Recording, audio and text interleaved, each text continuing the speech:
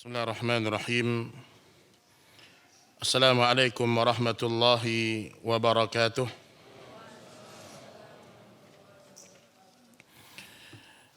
Innal hamdalillah nahmaduhu wa nasta'inuhu wa nastaghfiruh wa na'udzu billahi min shururi anfusina wa sayyiati a'malina. Man yahdihillahu fala mudilla lahu wa man yudlil fala hadiya lahu. Ashhadu an la ilaha illallah wahdahu la syarika lah wa ashhadu anna Muhammadan abduhu wa rasuluh. Ya ayyuhalladzina amanu taqullaha haqqa tuqatih wa la tamutunna illa wa antum muslimun. Amma ba'du fa inna asdaqal hadithi kitabullah wa khairul hadi hadi Muhammadin sallallahu alaihi wasallam wa syarrul umuri muhdatsatuha fa inna kulla muhdatsatin bid'ah wa kulla bid'atin dhalalah wa kulla dhalalatin finnar. Kaum muslimin dan kaum muslimat rahimani wa rahimakumullah, ikhwan dan akhwat yang mudah-mudahan kita semua diberikan ilmu yang bermanfaat oleh Allah Subhanahu wa taala. Alhamdulillah, segala puji bagi Allah yang selalu menggenggam hati-hati manusia, sehingga orang-orang yang diberikan kemudahan oleh Allah dalam beribadah, semua itu murni karena kasih sayang Allah Jalla Jalaluh.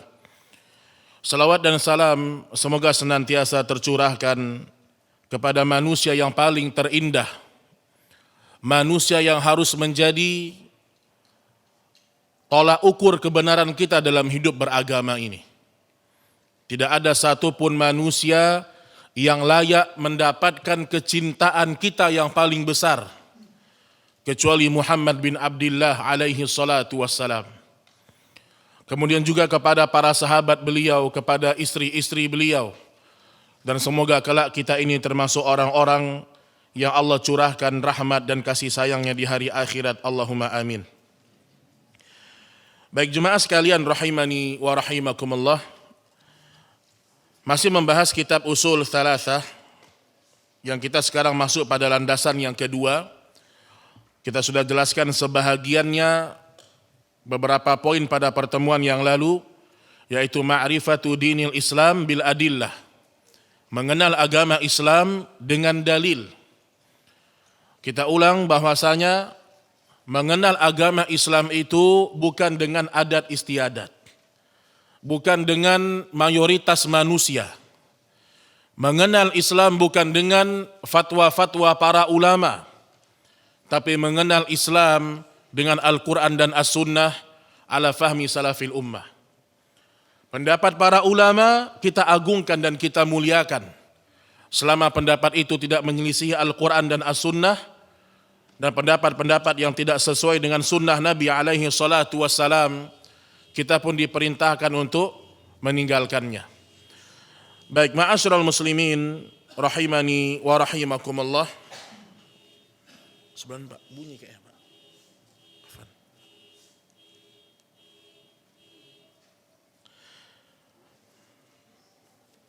Ada yang mencari kaca mungkin ya. Baik. Baik jemaah sekalian rahimani wa rahimakumullah. Kita masuk pada pertemuan hari ini, tingkatan seorang muslim di sisi Allah Subhanahu wa taala. Berkata Syekh Muhammad bin Abdul Wahhab rahimahullahu taala, wa huwa thalathu maratib. Tingkatan seorang hamba di sisi Allah itu ada 3.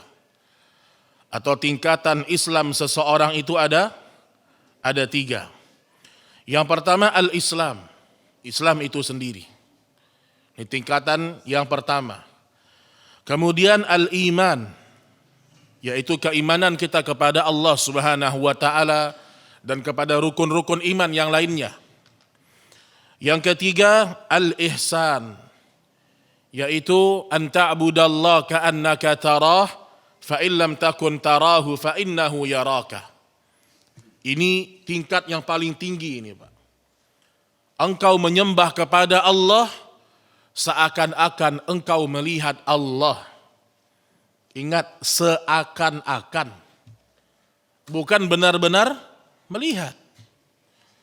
Karena tidak ada satupun orang di dunia ini, ikhwan dan akhwat, yang bisa melihat Allah. Ada yang bisa, Pak? Keyakinan bisa melihat Allah ini datang dari orang-orang sufi. Orang-orang tarekat. Yang mereka mengatakan Nabi hadir di hadapan kami. Maka kami pun berdiri memberikan salawat kepada Nabi alaihi salatu wassalam. Tapi ahlu sunnah mereka meyakini kita tidak pernah bisa melihat Allah di dunia. Karena melihat Allah ini kenikmatan puncak besok di dalam surga. Kalau ada orang bisa melihat Allah di dunia ini, maka gak perlu ada kenikmatan di surga yang lebih tinggi daripada itu. Makanya melihat Allah ini seakan-akan. Artinya dalam sholat kita menghadirkan diri, kita sedang bermunajat kepada Allah. Fa illam takun tarahu fa innahu yaraka. Ketika engkau tidak mampu melihat Allah di dunia ini, maka yakinlah. Agama ini bicara tentang keyakinan, Pak.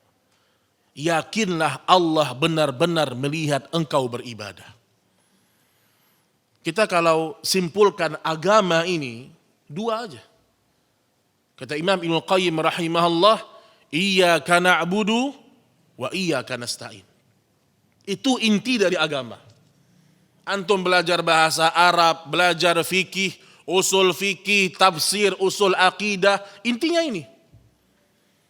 Dari semua yang antum pelajari, bisakah antum sampai pada iyyaka na'budu wa iyyaka nasta'in? Hanya kepada engkau kami menyembah ya Allah. Benar-benar semua ibadah itu untuk Allah. Bersih dari kesyirikan, Pak. Dan hanya kepada engkau kami minta pertolongan. Maka inilah 3 tingkatan seorang hamba di sisi Allah subhanahu wa ta'ala. Baik, kita jelaskan satu persatu. Yang pertama, al-Islam. Fa'arkanul islami khamsah. Yang namanya rukun Islam itu ada 5. Enggak Ustaz, 10. Sesat, Pak. Sesat. Dan saya ingin membangun keyakinan di hati antum, jangan takut untuk mengatakan salah kalau orang itu salah. Karena menyalahkan orang yang salah itu kasih sayang yang sebenarnya, Pak. Memperingatkan umat tentang kesalahan itu kasih sayang. Makanya dai yang paling cinta kepada umat itu dai yang meluruskan keyakinan-keyakinan yang salah. Saya ada menghadiri beberapa pengajian atau mengisi kajian ya, Pak. Di tempat-tempat ibu-ibu yang awam, Pak. Kadang kita diundang di masjid awam. Tahu awam dari mana, Ustadz? Ya dari penampilannya, dari cara mereka dalam belajar, terlihat mereka ini awam. Ketika kita tanyakan satu persatu, Pak, rincian-rincian syirik, masih banyak yang nggak tahu, Pak. Udah berapa lama, Bu, majelis taklimnya di sini? Oh, kami udah pengajian sejak dulu, Ustaz. Udah 30 tahun ngajinya, Pak. Tapi tetap dia nggak tahu mana tauhid, mana syirik, nggak tahu dia, Pak. Kenapa? Karena selama ini pengajian yang sifatnya umum. Kalau ada dai yang datang dia paling bilang, jangan berbuat syirik. Kalau kita sampaikan jangan berbuat syirik, Pak, orang sepakat nggak, Pak? Sepakat. Sepakat semuanya. Jangan berzina, sepakat nggak orang semuanya? Sepakat. Tapi kalau kita masuk pada rinciannya, awas. Nggak boleh loh salaman dengan yang bukan mahram. Heboh itu, Pak. Karena sudah mulai dirincikan. Awas. Kesyirikan loh. Kalau seandainya datang ke kuburan, kemudian minta berkah kepada orang yang dalam kubur. Mulai mereka tidak terima atau tidak tahu. Karena selama ini yang dipelajari hanya hal-hal yang disetujui oleh mayoritas manusia.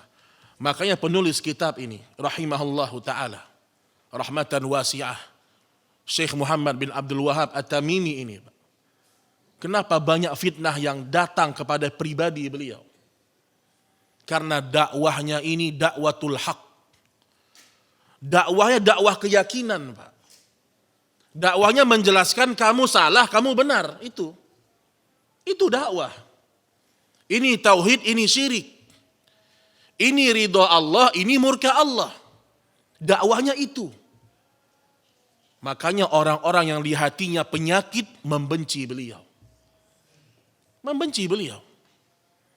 Dan kebencian yang seperti ini, kebencian yang juga telah didapatkan oleh Rasul sallallahu alaihi wasallam. Maka berhentilah kita ini untuk memikirkan bagaimana orang menilai kita di dunia. Kan tema kita tingkatan seorang hamba di sisi Allah. Tugas kita Bapak Ibu memikirkan, Pak, bagaimana diri saya di sisi Allah. Itu yang kita pikirkan. Ini enggak, yang kita pikirkan apa? Duh gimana ya? Nanti kalau saya ketahuan mencuri, saya ketahuan berzina, orang omong apa ya? Itu Pak, manusia Pak. Ini talbis iblis Pak. Ketika melakukan dosa, ketakutan orang mengetahui. Takut dia Pak. Tapi dia gak pernah memikirkan bagaimana Allah Subhanahu wa ta'ala mengetahui apa yang dia lakukan, Pak. Makanya di antara pembahasan yang pertama berkaitan dengan Islam itu adalah arkannya. Yang pertama syahadatu an la ilaha illallah wa anna Muhammadar Rasulullah wa iqamus salah wa ita'uz zakah wa saumu Ramadan wa hajjul baitillahil haram. Yang pertama bersaksi bahwasanya tidak ada ilah yang berhak disembah melainkan Allah. Jadi jangan hanya dibayangkan tauhid itu sembah berhala, sembah patung, sembah hewan, bukan. Itu inti dari tauhid iya. Tapi juga bagian dari tauhid tidak berharap kepada orang lain. Tidak minta-minta sama orang lain. Tidak menggantungkan diri kepada orang lain. Itu tauhid, Pak. Tidak menganggap ucapan dokter yang mengatakan, oh penyakit bapak gak bisa sembuh. Orang yang bertauhid, yang dia telan apa? Bukan kalimat dokter. Ini hanya ucapannya manusia, Pak. Maka ketika ditanyakan kepada sebagian para ulama, apakah salah kalau ada seorang dokter yang mengatakan penyakit bapak ini gak ada obatnya? Salah gak tuh Pak? Salah Pak.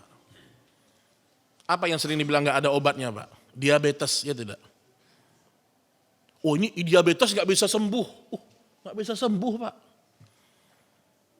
Ustadz menurut penelitian diabetes gak bisa sembuh Ustadz. Allah mengatakan apa? Allah tidak turunkan penyakit kecuali Allah turunkan obatnya. Tadawu ya ibadallah la tatadawa bil haram. Berobatlah hai hamba Allah. Tapi jangan berobat dengan cara-cara yang diharamkan Allah. Berarti semua penyakit di dunia ini ada obatnya. Cuman manusia aja yang belum ketemu, ya atau tidak? Iya. Tapi sebagian orang kalau tauhidnya kurang, divonis dokter, kamu sakit ini. Langsung putus asa dia Pak. Mana Allah? Mana Allah? Saya sholat sering ke masjid. Saya rajin sedekah. Allah berikan saya penyakit yang penjahat gak dapat, kata dia. Ya ini Pak. Hati-hati. Keislaman kita itu, Islam artinya apa? Taslim, menerima. Maka dimulai dari tauhid. Dan bersaksi Nabi Muhammad alaihi salatu wassalam itu adalah utusan Allah. Kemudian menegakkan yang namanya salat, jemaah. Jadi kalau ada orang bertauhid, kemudian dia mendirikan salat. Nabi SAW bersabda, al-ahdu bainana wa bainahum tarkus salah. Perbedaan kita mukmin dengan orang kafir dalam urusan meninggalkan salat. Ulama ketika membahas zina, riba, dusta, durhaka sama orang tua, Mereka semua sepakat, Pak. Dosa-dosa yang tadi saya sebutkan, mereka statusnya masih muslim. Masih muslim, Pak. Ustadz korupsinya 80 triliun, muslim itu. Muslim, Pak. Ustadz dia berzina dengan sekian banyak wanita, masih muslim dia. Mulai ulama berbeda pandangan. Kalau yang ditinggalkan adalah sholat. Berarti nggak main-main sholat ini, Pak. Pendapat yang pertama mengatakan kalau dia tarkus sholat, meninggalkan sholat karena keyakinan. Dia pelajari Islam, apalagi salah dalam belajarnya, sampai dia punya keyakinan, oh ternyata sholat tidak wajib. Karena sebagian orang dalam belajar agama punya keyakinan, kalau sampai pada jenjang tertentu, maka tidak berlaku syariat untuk dia. Ada tuh, Pak. Tarekat-tarekat tertentu.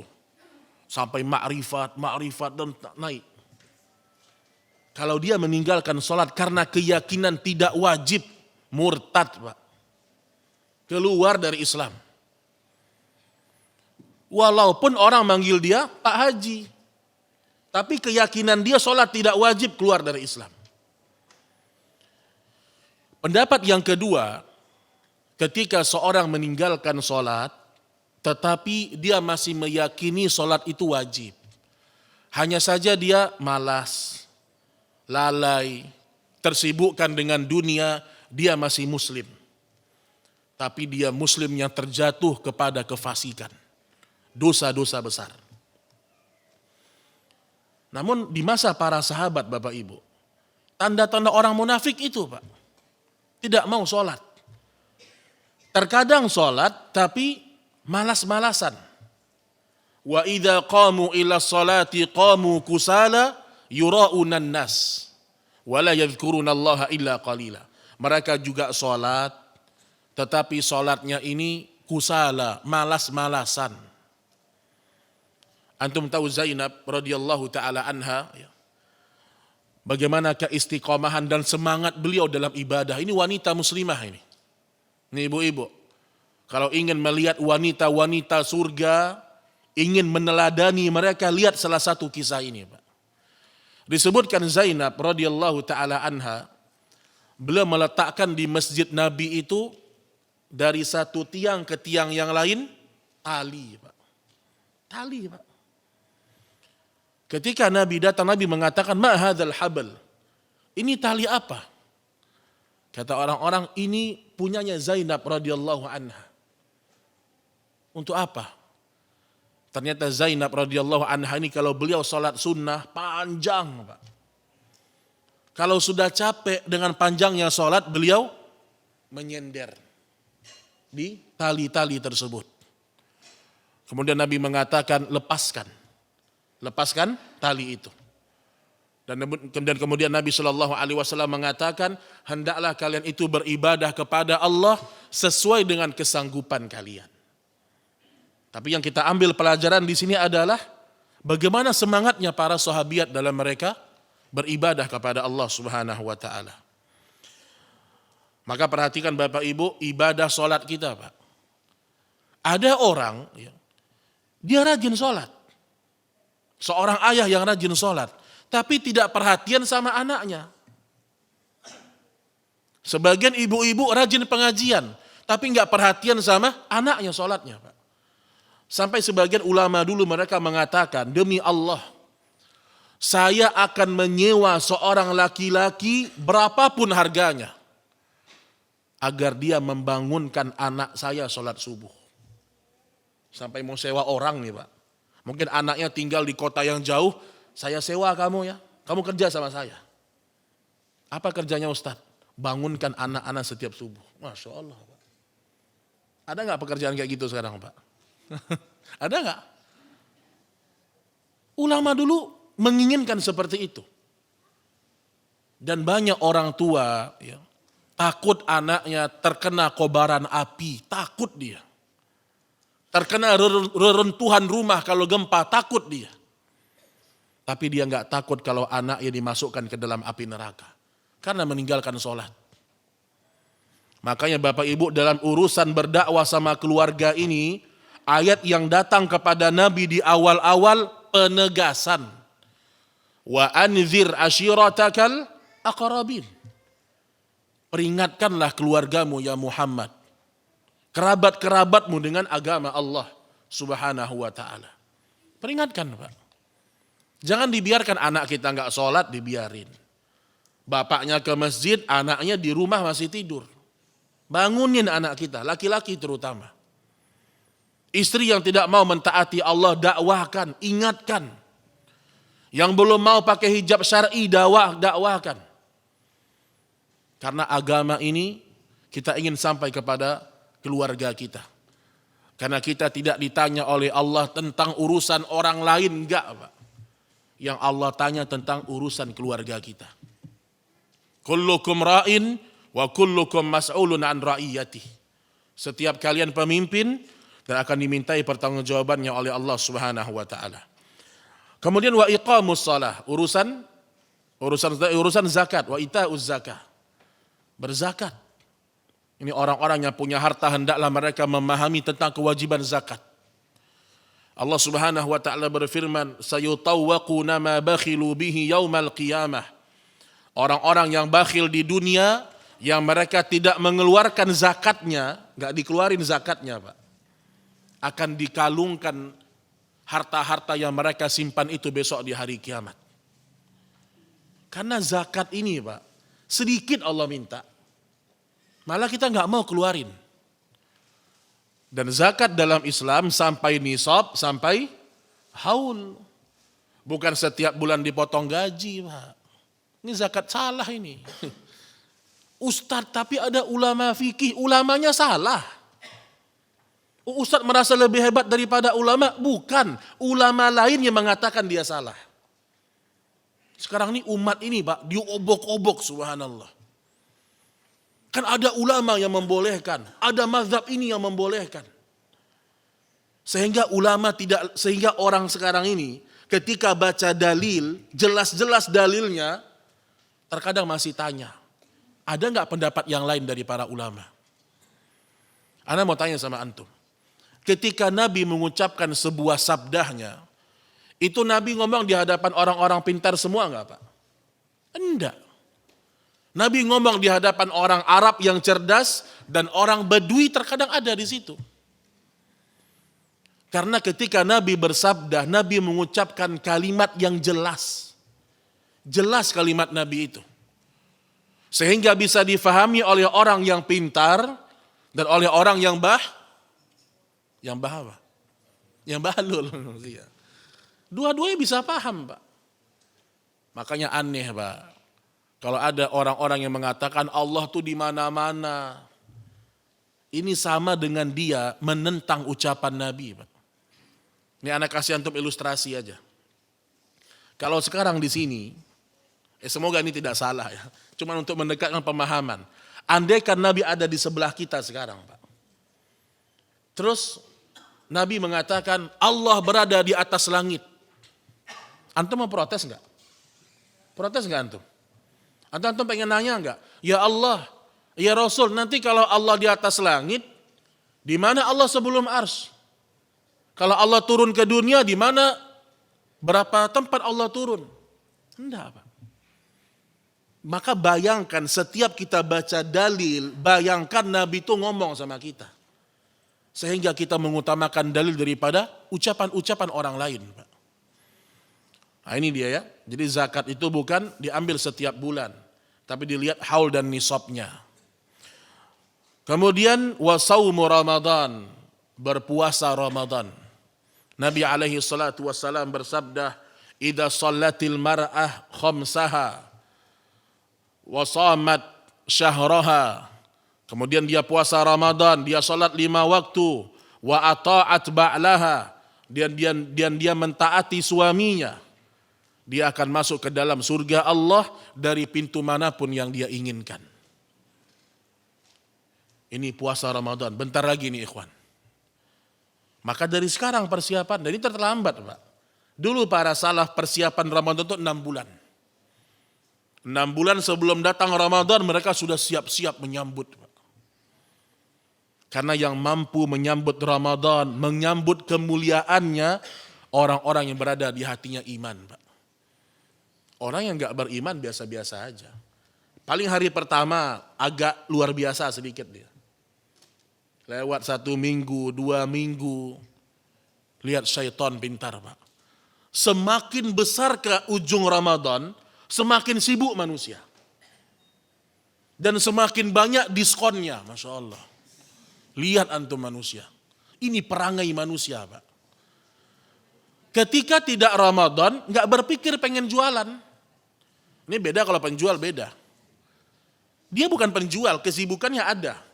Ketika enggak Ramadan, enggak berpikir jualan. Ketika masuk bulan yang penuh dengan rahmat, yang di situ ampunan-ampunan Allah, pahala berlipat ganda, berpikir dia, Pak. Oh, saya mau jual ini, jual itu, jual ini, jual itu. Saya tidak mengatakan tidak boleh. Tapi itu di antara talbis iblis. Kalau iblis tidak membuat antum tidak puasa, itu terlalu parah. Iblis berat dia. Pasti antum puasa insya Allah. Tapi iblis datang dari jalur yang lain. Karena iblis kalau tidak berhasil membuat manusia meninggalkan kewajiban, dia akan membuat kita ketika beramal, itu tidak besar pahalanya. Yang harusnya kita bisa baca sehari 3 juz, selama Ramadan tuh 1 hari, gara-gara jualan 1 juz gak kebaca, setengah juz gak kebaca. Ini maksud saya.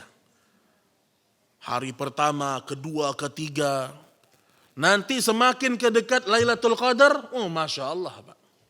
Semakin sibuk manusia. Makanya ikhwan hati-hati. Silahkan ngambil keberkahan Ramadan. Dan yang payahnya itu begini ya Pak. Ketika ada ustadz yang mengatakan Ramadan ini berkah. Berkah juga bagi para penjual. Oh udah. Benar Ramadan ini berkah, benar. Tapi berkah amalan. Sebagian orang-orang kafir Pak. Udah persiapan sekarang Pak. Orang kafir bukan muslim jualan dia Pak. Masya Allah. Jadi maksud saya jangan tertipu. Silahkan jualan, silahkan ya mengambil keuntungan dengan kita mencari nafkah. Tapi jangan lupakan ini bulan yang mulia Bapak Ibu sekalian.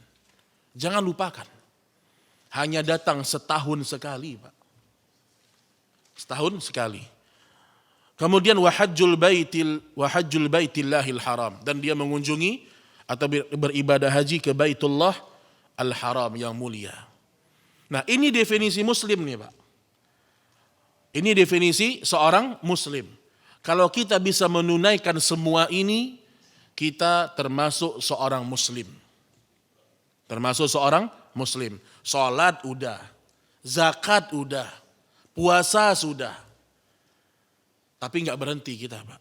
Kita ingin naik ke derajat mukmin. Secara ringkas apa bedanya? Kalau seorang muslim, kalau kita pisah maknanya, ya dia sholat. Tapi terkadang ketika dia sholat ada keraguan. Benar gak saya dapat pahala ya? Benar gak ada surga besok ya?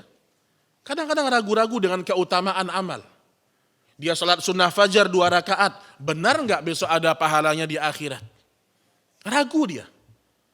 Nah ketika dia hilang keraguan ini namanya mukmin, Pak. Al-mu'min itu di atas muslim. Makanya seorang mukmin dia lebih tinggi derajatnya di sisi Allah karena biasanya seorang mukmin itu punya sikap berani meninggalkan apa yang Allah haramkan walaupun tidak masuk akal. Karena dia bermain dengan imannya, Pak. Iman, Pak. Ma'asyiral muslimin rahimani wa rahimakumullah. Sedikit ya, sebelum kita membahas masalah iman dan ihsan, ada kewajiban seorang muslim untuk pergi haji ke Baitullah al-Haram. Tapi hati-hati dengan talbis iblis. Hati-hati dengan semangat ibadah yang ternyata ibadah itu melanggar syariat Rasul. Terutama bagi para wanita. Dan saya berulang-ulang sampaikan ini. Wanita kalau ingin haji harus dengan mahram. Ingat itu. Ingat itu ibu-ibu. Ibu ikut haji furoda 400 juta Pak.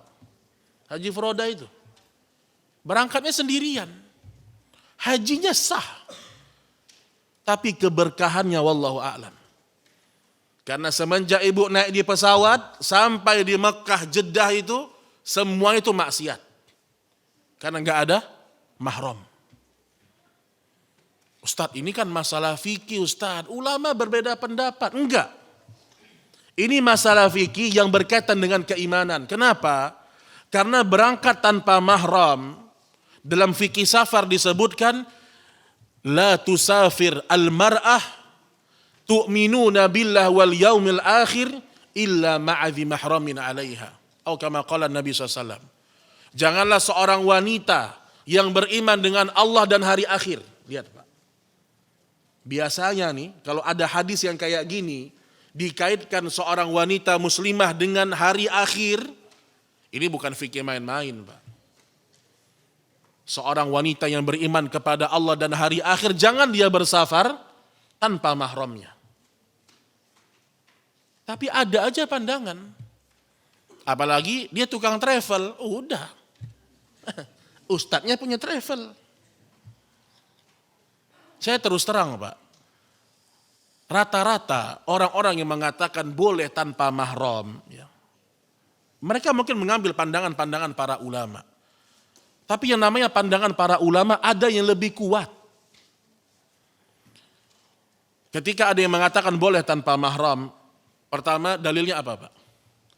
Dalilnya pernah istri-istri Nabi berangkat haji tanpa mahram. Ada memang riwayatnya. Disebutkan Umar bin Khattab mengizinkan istri-istri Nabi berhaji tanpa mahram. Ingat, istri Nabi. Ibu istri Nabi enggak, Bu? Hah? Enggak. Namun setelah istri Nabi berangkat haji itu, maka tidak ada lagi wanita yang tanpa mahram berangkat haji, Pak. Di sini kata para ulama, berarti itu pengkhususan untuk istri-istri Nabi. Dan banyak syariat Islam, hukum untuk istri Nabi beda. Contoh cadar, ya atau tidak? Ulama sepakat semua istri Nabi itu bercadar, sepakat semuanya. Tapi ulama berbeda pendapat, kalau selain istri Nabi, berbeda pendapat mereka. Istri Nabi, kalau Nabi sudah meninggal dunia, boleh nggak dinikahin? Kalau istri antum? Ridho antum? Tapi di sini bolehnya kecil suaranya, Pak. Saya pernah kajian muslimah di mana, boleh nikah? Boleh, Masya Allah. Ibu-ibu semangat benar itu. Istri Nabi nggak boleh dinikahin, Pak.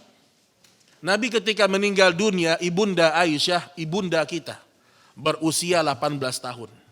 Dan beliau tidak menikah lagi. Jadi ada hukum-hukum khusus untuk istri-istri Nabi Shallallahu Alaihi Wasallam. Masuk waktu, Pak? Taib. Baik, kita lanjutkan setelah salat Isya insyaallah taala. Wallahu taala a'lam bissawab. Wassalamualaikum warahmatullahi wabarakatuh. Bismillahirrahmanirrahim. Assalamualaikum warahmatullahi wabarakatuh. Alhamdulillah wassalatu wassalamu ala Rasulillah wa ala alihi wa ashabihi wa mawalah. Wala haula wala quwata illa billah. Baik, ma'asyiral muslimin dan muslimat rahimani wa rahimakumullah. Kita lanjutkan sedikit lagi sebelum kita akhiri dengan tanya jawab. Baik, berkata Syekh Muhammad bin Abdul Wahhab rahimahullahu taala, "Fad-dalilu syahadati qauluhu ta'ala, syahidallahu annahu la ilaha illahu wal malaikatu wa ulul ilmi qa'iman bil qist. La ilaha illallah wal azizul hakim." Ali Imran ayat ke-18. Ini dalil tentang kewajiban bersyahadat. Allah menyatakan bahwasanya tidak ada ilah yang berhak disembah melainkan Dia yang menegakkan keadilan. Para malaikat dan orang-orang yang berilmu pun bersaksi terhadap hal tersebut. Tidak ada ilah yang berhak disembah melainkan Allah yang maha perkasa lagi maha bijaksana. Disebutkan wa ma'naha la ma'buda bihaqqin illallah wahdah. Tidak ada yang disembah dengan hak melainkan Allah Subhanahu wa taala. Baik, ma'asyiral muslimin rahimani wa rahimakumullah. Ini dia beberapa dalil yang berkaitan dengan masalah keislaman ya, dan masalah tingkatan seorang hamba di sisi Allah Subhanahu wa taala. Baik, sekarang kita masuk kepada pembahasan iman ya. Iman ini dalam akidah Ahlus Sunnah yazidu wa yanqus. Iman itu naik dan turun. Yazidu bi ta'ah wa yanqusu bil ma'siyah. Iman akan terus naik dengan ketaatan kepada Allah dan akan turun dengan bermaksiat kepada Allah Subhanahu wa taala. Ini iman seorang muslim. Makanya pernah Hanzalah radhiyallahu taala anhu ya, beliau mengatakan nafaqal Hanzalah ya, telah munafik Hanzalah ya. Jadi dia berjalan, dia mengatakan diri saya munafik kata dia. Kemudian dia berjumpa dengan Abu Bakar radhiyallahu taala anhu wa ardah. Kata Abu Bakar, kenapa wahai Hanzalah? Kata Hanzalah radhiyallahu taala anhu, saya ini kalau sedang berada di sisi Nabi sallallahu alaihi wasallam, kita diingatkan tentang surga dan neraka, ka'annaha ra'yu ain. Seakan-akan surga neraka itu di depan saya. Kalau sedang dekat dengan Nabi, seakan-akan surga neraka sangat dekat. Namun ketika saya pulang ke rumah saya, berjumpa dengan istri, anak-anak, kemudian kesibukan dunia, seakan-akan semua itu kami lupakan ya Abu Bakar. Kata Abu Bakar, saya juga seperti itu wahai Hanzalah. Kemudian akhirnya mereka berdua menghadap kepada Nabi SAW. Ini kisah yang masyhur. Tapi lihat Bapak Ibu yang dirahmati Allah, selevel mereka ahli surga Pak, masih berpikir jangan-jangan saya ini munafik. Jangan-jangan iman saya ini munafik. Kemudian mereka berjumpa sama Nabi, mereka sampaikan kondisinya seperti ini ya Rasulullah. Kata Nabi alaihi salatu wassalam, kalau seandainya kalian itu secara makna ya, iman kalian tuh sama terus. Di masjid imannya naik, di rumah imannya juga naik, di pasar imannya juga naik. Maka sungguh para malaikat akan turun kepada kalian, kemudian menjabat tangan-tangan kalian.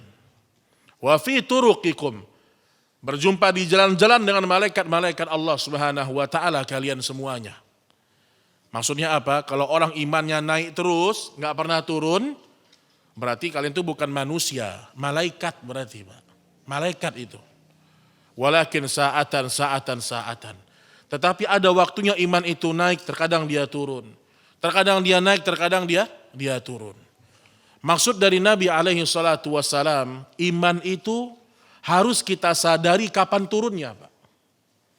Sampai kata Abu Darda radhiyallahu taala anhu, seorang yang cerdas adalah seorang yang tahu kapan imannya naik dan kapan imannya turun.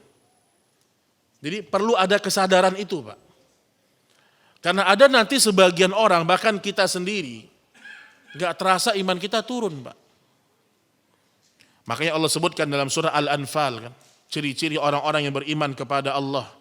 Innamal mu'minuna alladzina idza dzukirallah wajilat qulubuhum. Orang-orang beriman itu kalau disebutkan Allah, disebutkan tentang Allah, wajilat qulubuhum, hati mereka bergetar, Pak. Ini orang beriman nih, Pak. Disebutkan tentang Allah berfirman, itu hati dia bergetar. Disampaikan tentang haramnya ini, hati dia takut sama Allah. Wa idza tuliyat alaihim ayatuhu zadathum imana. Kalau dibacakan di hadapan mereka ayat-ayat Allah, maka bertambah imannya, Pak.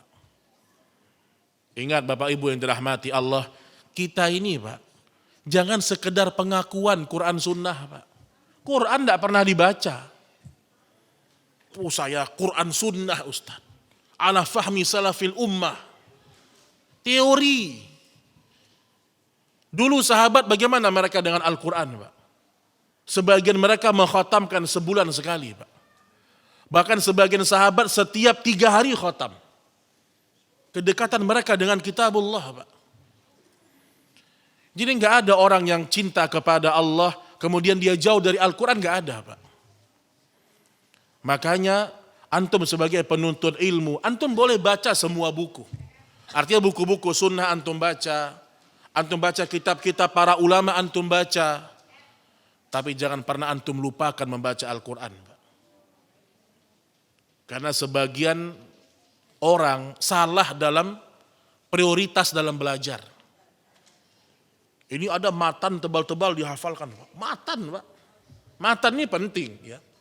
Usul salasa, kitab tauhid, apalagi qawaidul arba, matan jazariyah, tufatul atfal, itu antum baca nggak apa-apa, antum hafal nggak apa-apa. Ini kan matan tulisan manusia. Tapi banyak orang melupakan tulisan atau firman Allah Subhanahu wa taala.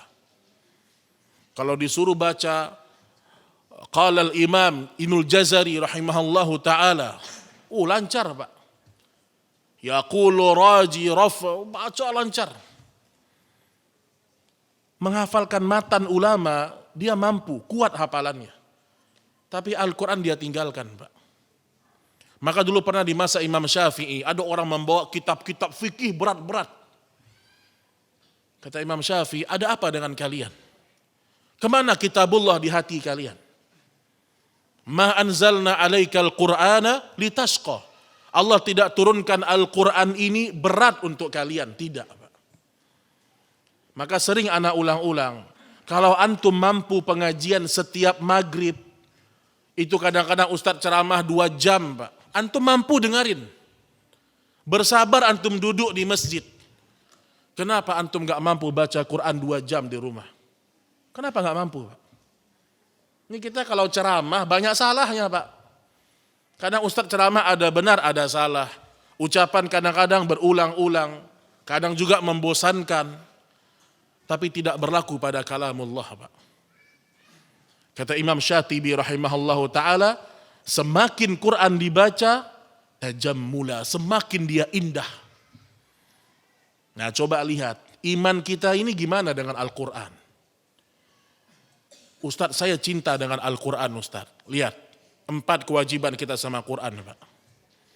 Pertama, beriman. Ya, kita sudah beriman. Kita yakin dengan ayat-ayat Al-Quran yang kita baca. Ada kewajiban Quran yang kedua yang harus kita tunaikan, hak Al-Quran, Pak. Kita membacanya. Membacanya, Pak. Mungkin Ustaz Imam kita lebih banyak pengalaman. Bagaimana kaum muslimin ini baca Qurannya aja susah, Pak. Ana nggak yakin ya, antum di sini dites nih baca ayat surat Maryam dengan benar, ana nggak yakin antum lulus semuanya. Yakin ana. Surat Maryam awalnya aja. Kaf ha ya ain shad itu. Karena sudah kita mendengar sebagian kaum muslimin membaca alif lam ra, alamaro, ada, Pak. Luar biasa loh. Apa nggak malu antum? Kita ngaji Quran sunnah, Quran kita berantakan bacanya. Maka saya kalau udah ngomong saya agak greget sih. Kenapa saya greget? Saya melihat sebagian ikhwan ngaku tauhidnya tinggi, Qurannya aja berantakan bacaannya. Oh, tauhid Ustadz nomor 1, tahsin ya, nanti deh Ustadz. Pak, mana ada ulama dulu, mana ada para sahabat membeda-bedakan, Pak. Tauhid, 10 tahun belajar tauhid. Akhirnya Qurannya berantakan, gak ada, Pak. Ini kan talbis iblis, Pak. Mana yang lebih afdal Ustadz, belajar tauhid atau belajar tahsin? Ini talbis iblis ini, Pak. Nanti Ustadz ini mau jawab tauhid, yang belajar tahsin, gimana nih? Semua para sahabat berjalan, Bapak Ibu sekalian.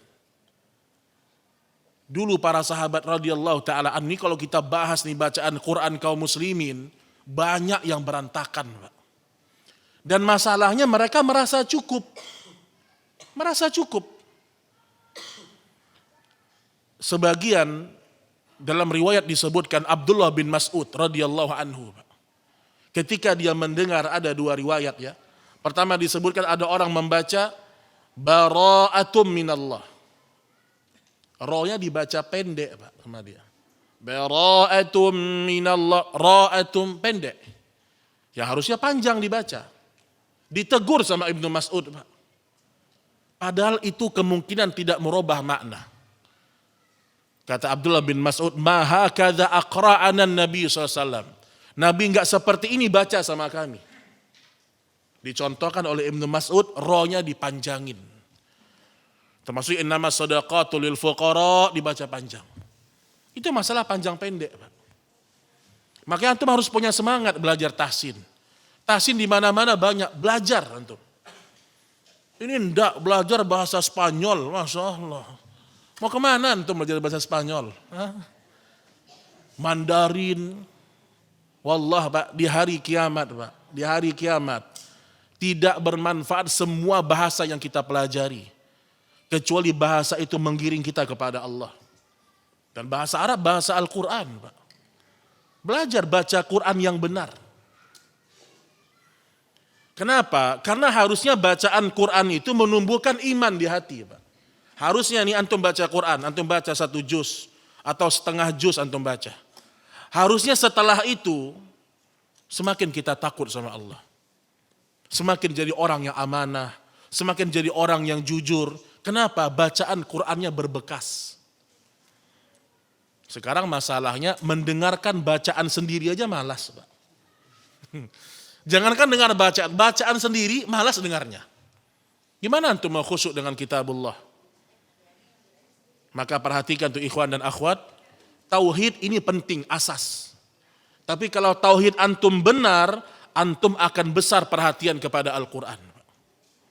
Khairukum man ta'allama al-Quran wa 'allamah. Sebaik-baiknya kalian yang belajar Quran dan mengajarkannya kepada manusia. Jadi kalau saya contohkan, kalau manusia tuh ngantri, Pak, ribuan yang ngantri, yang paling terbaik di antara mereka yang belajar Al-Quran. Dan dia mengajarkan kepada manusia. Jadi jangan antum anggap remeh tuh guru-guru ngaji yang ngajarkan antum alif bata, jangan diremehkan, Pak. Ini ndak guru ngaji seikhlasnya. Bahasa Inggris 1 juta sebulan ndak apa-apa, Pak. Ana sering sampaikan ke guru-guru Al-Quran. Kalau kita ngajar Quran kita harus punya izzah. Harus punya izzah kita. Karena banyak orang nih sama guru Quran gak hormat, Pak. Gak hormat. Kadang-kadang mereka gak terasa. Guru Quran tidak harus dihormati, mereka gak minta dihormati. Guru ngaji gak minta dihormati. Tapi antum setidaknya menghormati apa yang mereka ajarkan. Ini janji nih, anak ngaji jam 4 ya Ustadz, ya. Datang guru ngaji, ustadzahnya datang ke rumah. Assalamualaikum. Oh bentar Ustadz, anak-anak masih tidur, masih mandi. Pulang antum begitu. Jangan mau mengajarkan Quran sama orang yang tidak serius dalam belajar Al-Quran. Jadi guru Quran itu harus punya izzah. Imam Malik mengatakan ilmu itu didatangi bukan mendatangi. Apalagi Al-Quran. Ada sebuah biografi salaf, Pak. Dia ditelepon sama gubernur. Saya lupa, Kufah atau Basrah. Ditelepon sama gubernur, Pak. Anak saya mau belajar Quran. Nelpon ke ulama qiraat. Apa kata ulama ini? Iya, belajar ke masjid, sama-sama belajar di masjid. Oh enggak, khusus ke rumah saya. Khusus ke rumah saya, anak gubernur. Apa kata para ulama ini? Ilmu itu didatangi bukan mendatangi. Kalau mau belajar, datang ke masjid. Sama semuanya.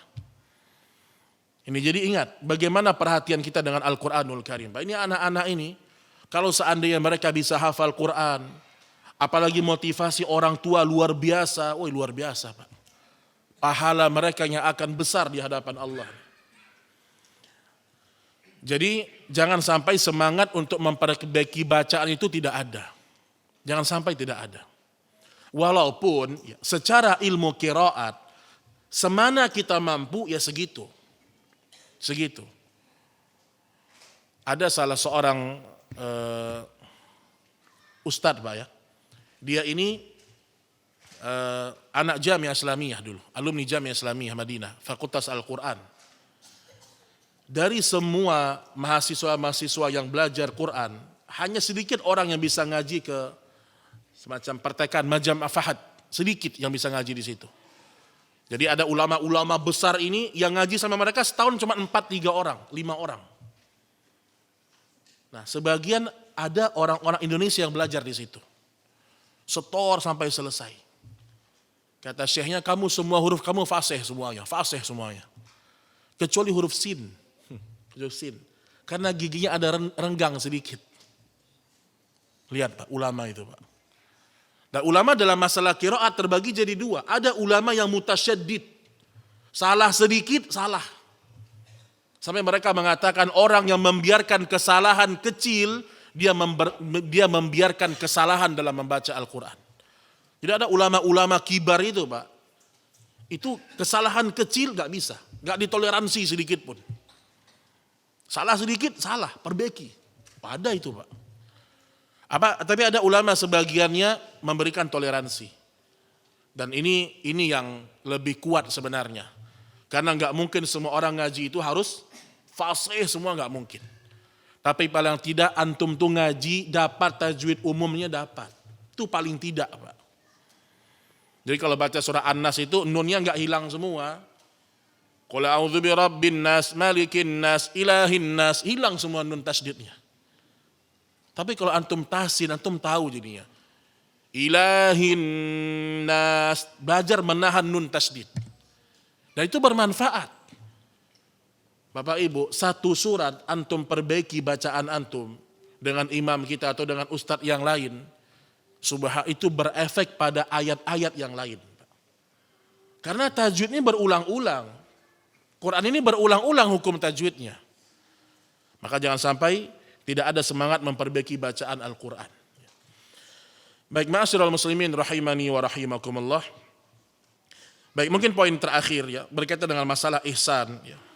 Setelah seorang itu beriman kepada Allah Subhanahu wa taala, maka dia berusaha juga untuk sampai pada derajat muhsin ya.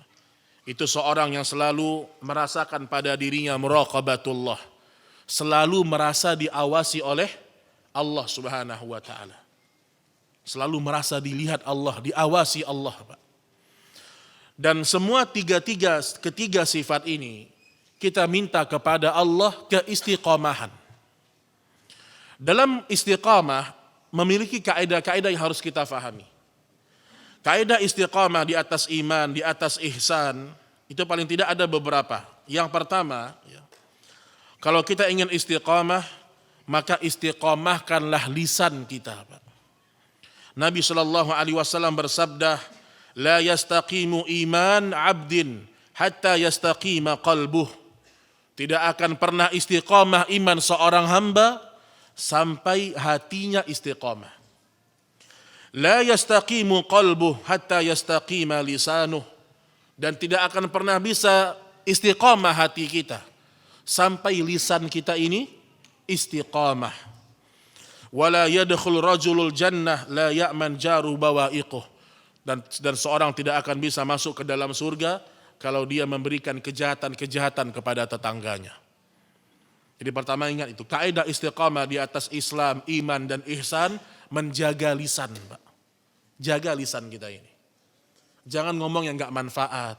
Ngomong yang tidak ada manfaatnya untuk dunia akhirat kita.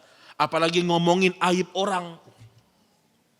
Nah, kadang-kadang ada orang kayak gitu, hidupnya Pak, senang bicarakan aib orang. Ustadz, saya punya cerita nih Ustadz, tentang fulan, Anda gak mau dengar. Oh tapi Ustadz harus dengar, Anda gak mau dengar. Mau dia maksa kita Pak. Ada gak orang kayak gitu Pak? Ada. Apalagi ibu-ibu, Masya Allah. Antum punya rahasia, lempar ke ibu-ibu, tersebar Insya Allah. Coba deh. Maka ibu-ibu, Bu, kalau ibu ingin istiqamah, jaga lisan Bu. Memang kecenderungan hati kita ini kuat, ingin tahu tentang urusan orang itu kuat Pak. Tapi ilmu yang meredam itu semua itu ilmu.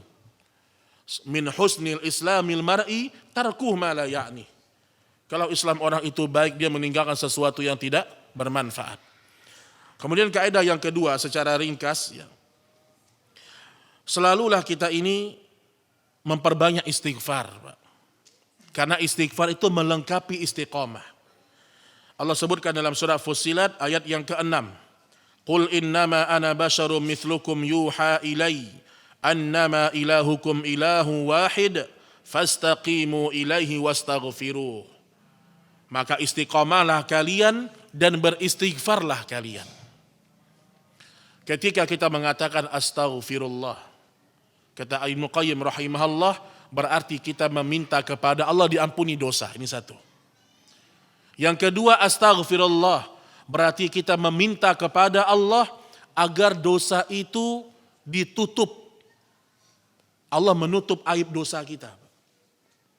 Yang ketiga, astaghfirullah, kita minta kepada Allah agar dosa itu tidak berefek dalam kehidupan kita.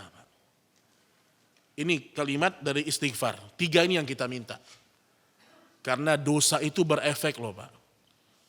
Dan terkadang efek itu dirasakan, sering anak katakan setelah 40 tahun baru berefek. Contoh aja, tapi ini contoh ya. Ustadz, saya usia 60 sakit-sakitan Ustadz. Padahal saya rajin olahraga Ustadz. Berobat ke sana ke sini nggak sembuh-sembuh Ustadz. Teman saya jarang olahraga, makannya asal-asalan. Usianya 75 kok nggak sakit Ustadz. Efek dosa 40 tahun yang lalu. Bisa jadi. Bisa jadi Pak. Dan kita jangan marah Pak kalau dikatakan efek dosa, jangan marah kita. Naik mobil nih sama istri, naik motor, ban kempes. Kata istri kita, efek dosa Mas. Mana dosa? Enggak boleh Pak. Efek dosa. Semua musibah yang menimpa kita, efek dosa. Kalau enggak seperti itu kita mikir, kita akan marah, emosi. Efek dosa Pak.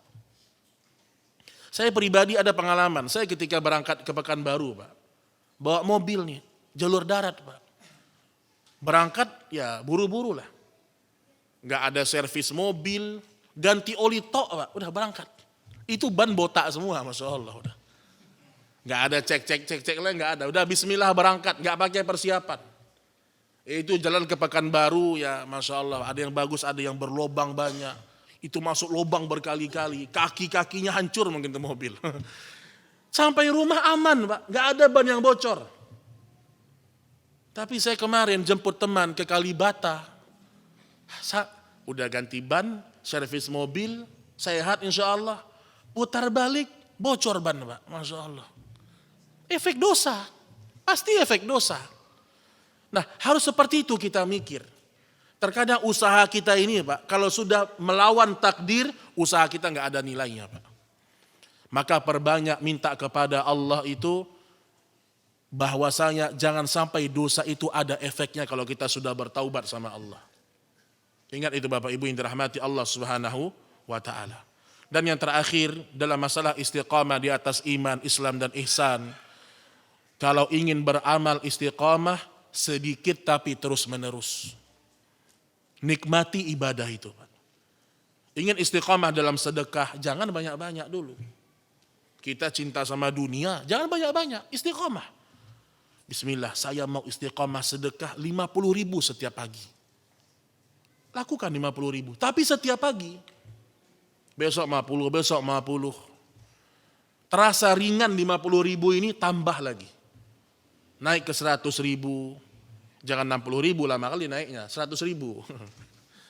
Terasa ringan, naik lagi. Begitu ibadah Pak. Sama kayak baca Quran.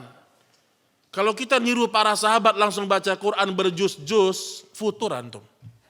Mulai dari 5 halaman satu hari, besok 5 halaman, begitu seterusnya ibadah. Karena Allah suruh kita ibadah bukan banyak-banyak. Liyabluwakum ayyukum ahsanu amala. Allah ingin menguji kalian siapa yang paling baik amalannya. Terkadang amal itu sederhana Pak, tapi niatnya ikhlas, itu amal yang baik Pak. Dan terkadang amalnya banyak, nggak ada keikhlasan. Bangun malam karena dipaksa istri Pak, nggak nikmat kita ibadah.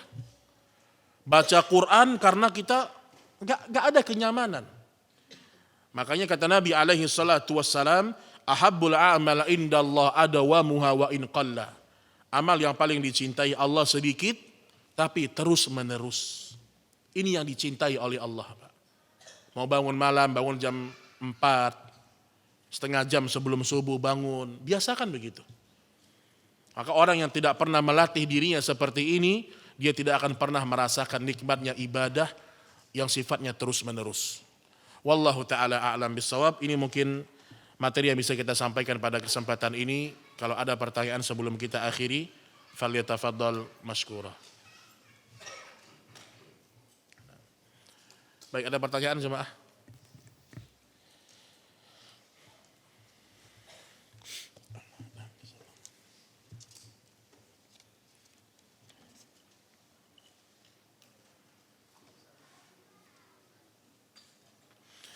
Assalamualaikum warahmatullahi wabarakatuh. Ustaz, apakah jika kita dikaruniai seorang anak yang kebutuhan khusus atau kelainan juga, atau kelainan, apakah ini efek dari dosa masa lalu? Tidak.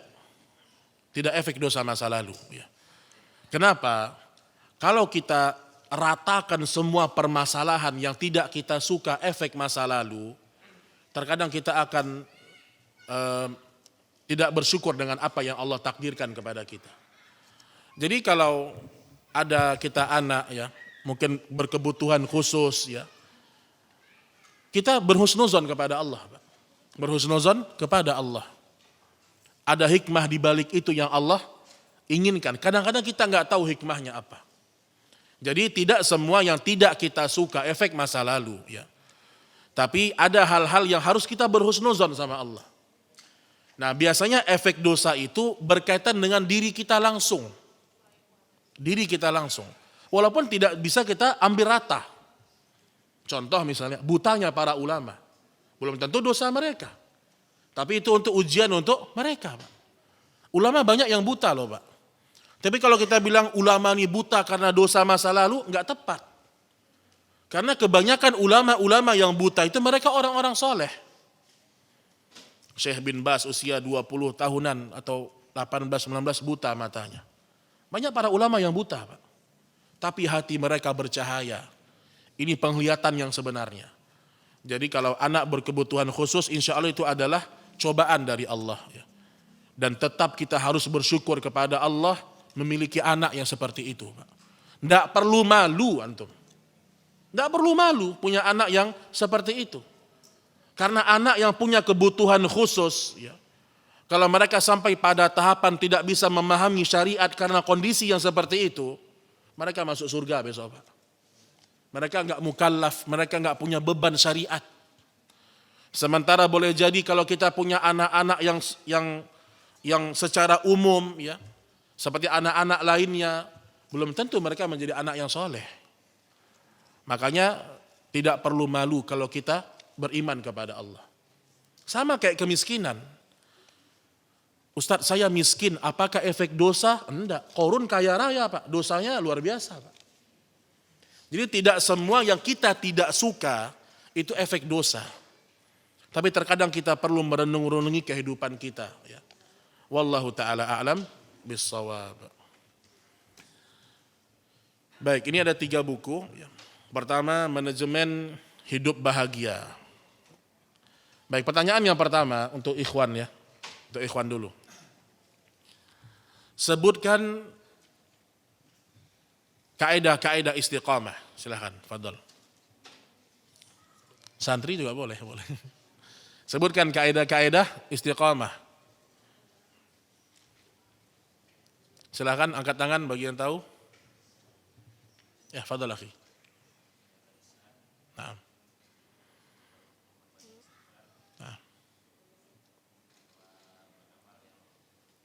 Sedikit tapi terus menerus. Taib, barakallahu fiik. Fadhal, nanti antum. Fadhal, antum pilih. Sekarang di masjidnya ada 2 mazhab, Pak. Afwan, jazakallahu khair. Fadhal.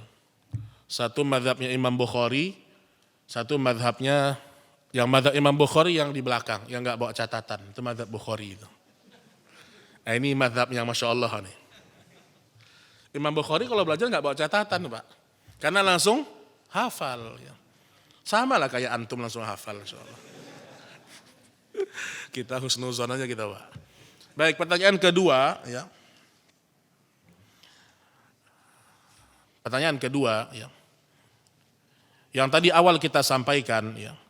Apa alasan wanita tidak boleh berhaji tanpa mahram? Atau apa syubhat deh? Apa syubhat yang disampaikan sebagian orang, wanita itu boleh berhaji tanpa mahram?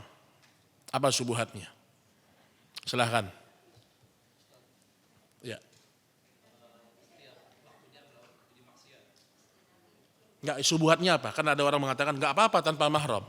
Alasan mereka apa? Apa alasan mereka? Fadal. Dalilnya istri Nabi berhaji, Ustaz. Tanpa mahram. Tanpa mahram. Terus bantahannya? Lupa. Bantahannya apa tadi? Itu Pengkhususan. Baik, barakallahu fiik, barakallahu fiik. Allah barik fiik. Silahkan. Baik, satu lagi. Satu lagi. Fadal, antum pilih. Fadal, bebas. Baik. Yang terakhir untuk santri-santri ini, mau tanya. Mana yang udah hafal 10 juz ada di sini? Angkat tangan, 10 juz.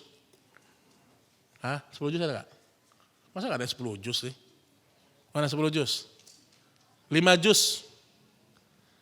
5 juz. Juz berapa? Juz 1 hafal? 2? 3? 4? Hafal semuanya nih Masya Allah. 5? 6? 5. Taib. Sambung ayat ya. Oh iya. Sambung ayat. Taib. Mudah-mudah ya, mudah. Iqra' min qawlihi ta'ala. La khaira fi kathirin min najwahum illa man amara bi sadaqah.